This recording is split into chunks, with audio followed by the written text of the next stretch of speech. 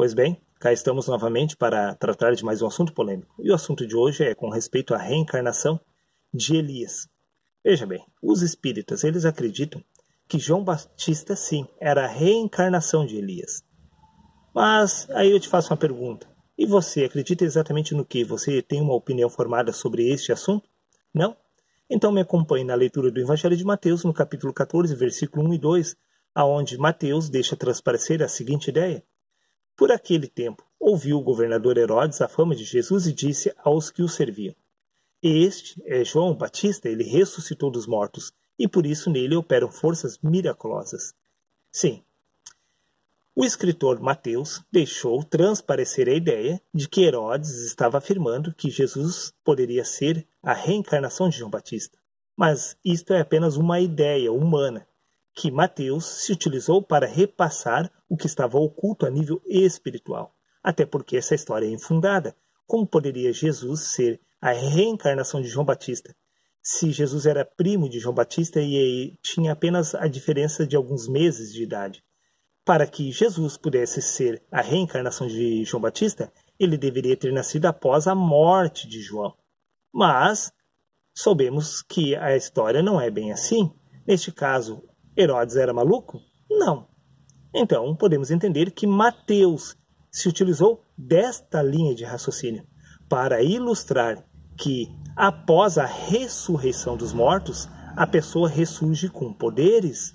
Sim, porque após ressuscitar dos mortos, não lá do cemitério, mas após nascer do Espírito. Sim, porque aquele que ainda não nasceu do Espírito está morto em seus pecados. Por isso Jesus disse, deixa os mortos sepultar os seus próprios mortos. Ou seja, quando a pessoa nasce do Espírito, ela ressurge dentre os mortos. E agora, a partir deste momento, ela não é mais carne e sangue, e sim o próprio Cristo, este Espírito que se encontra adormecido na carne. A partir deste momento, a pessoa ela possui poderes, porque ela é revestida de poder, conforme o próprio Jesus disse a seus discípulos, permanecei na cidade, em Israel, até que do alto sejais revestido de poder. Ou seja, após o nascimento do Espírito, a pessoa é revestida de poder. Esta é a mensagem que Mateus repassa nesta passagem. Até porque, veja, o que Mateus afirma no capítulo 16, versículo 13 e 14. Evangelho de Mateus, capítulo 16, versículos 13 e 14. Veja. Que diz o povo ser o filho do homem? Disse Jesus. E eles responderam, os discípulos. Uns dizem João Batista, outros Elias e outros Jeremias e algum dos profetas. Sim, Herodes era um desses. Mateus se utilizou deste entendimento e perguntou, que dizem ser o filho do homem? Alguns João Batista? Repito, é impossível Jesus ser a reencarnação de João Batista, porque Jesus não nasceu após a morte deste. Neste caso, veja o que consta no Evangelho de Mateus, capítulo 11, versículo 10. Este, disse Jesus, é de quem está escrito, eis aí, eu envio diante da tua face o meu mensageiro, o qual preparará o teu caminho diante de ti. Ou seja, João Batista iria preparar o caminho para que Cristo viesse, conforme consta no Evangelho de Mateus, capítulo 11, versículo 14. E se quereis dar crédito e reconhecer, ele mesmo é Elias que estava para vir. Sim, o próprio Jesus diz que João Batista era Elias. Então dá-se a entender que, sim, João Batista é a reencarnação de Elias. O que precisamos entender é exatamente quem é João Batista e quem é Elias. Qual o significado destes nomes? Veja bem, biblicamente falando, o nome Elias significa o Senhor é Deus. João Batista é Deus cheio de graça. Estamos falando da pessoa de Deus. Este nome Elias e João Batista é a descrição da pessoa de Deus. Ou seja, quando diz, e se quereis reconhecer, ele mesmo é Elias que estava para vir, ou seja, eis que envio o meu mensageiro, o qual irá preparar o caminho diante de ti. Este João Batista, este Elias, se trata da pessoa de Deus, porque é Deus que prepara o caminho para que o homem se chegue a Cristo. É exatamente isto que esta passagem está descrevendo.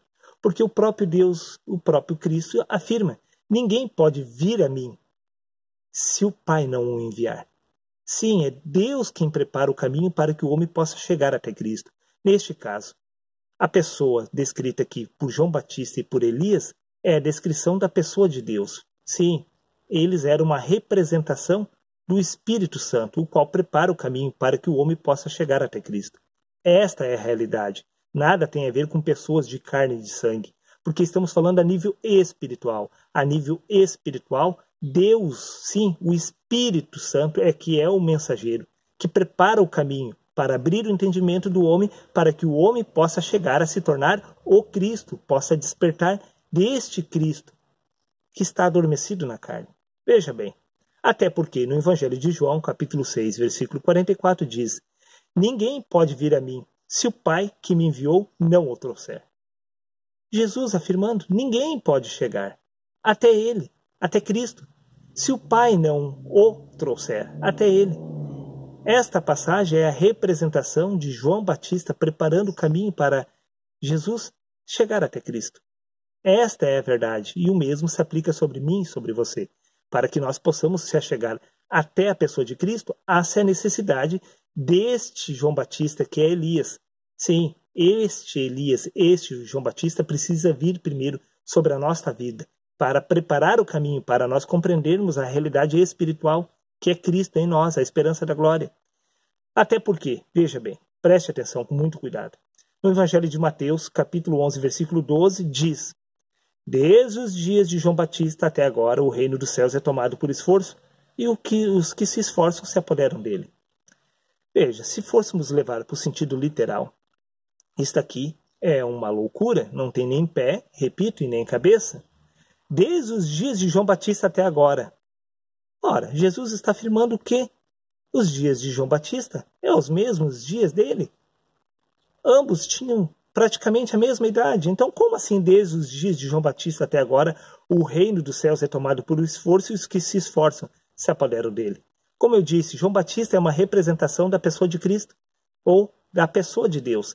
Neste caso, desde os dias que Deus é Deus, sim, os homens se esforçam para se apoderar do reino dos céus, e os que se esforçam entram nele. Nada tem a ver com o homem João Batista. O homem João Batista existia apenas há 30 anos, mas por certo que desde o tempo que Deus é Deus, sim, os homens se esforçam desde o tempo de Abraão para adquirir a terra prometida. Está vendo que não estamos falando de João Batista, homem, carne e sangue? Mateus, sim, os discípulos se utilizaram dessa linha de raciocínio para repassar um conhecimento espiritual. Agora, se a nível espiritual você não consegue compreender isto, você deve ler e interpretar conforme está escrito. Então, neste caso, você tem que admitir que João Batista era a reencarnação de Elias. Mas, se você compreende que estamos falando a nível espiritual, você vai entender que estamos falando sempre da pessoa de Deus. Tanto Elias como qualquer um dos profetas eram o próprio Cristo, o próprio Deus. Sim, porque todos nós somos este espírito que está neste corpo, nesta essência natural. E este espírito é o próprio Espírito de Deus, que se chama Cristo. Veja bem, o que consta no livro de Salmos, capítulo 82, versículo 6. Diz: eu disse, vós sois deuses, e todos vós filhos do Deus Altíssimo. Evangelho de João, capítulo 10, versículo 34, diz: respondeu-lhe Jesus, não está escrito na vossa lei, eu disse, sois deuses? Sim, se nós somos deuses, logo podemos entender que João Batista era o Deus, ou representava a pessoa de Deus naquela passagem bíblica, assim como Elias. Sim, por isso que o nome Elias é o Senhor é Deus, por isso que João Batista é Deus cheio de graça. Cheio de graça é a pessoa de Cristo, cheio de graça entre os homens. Estamos falando sim a nível espiritual. Nada tem a ver com reencarnação de homens, e sim com uma história repassada pelos discípulos para abrir o entendimento daquela geração. Seria isso, um abraço a todos e até o próximo vídeo.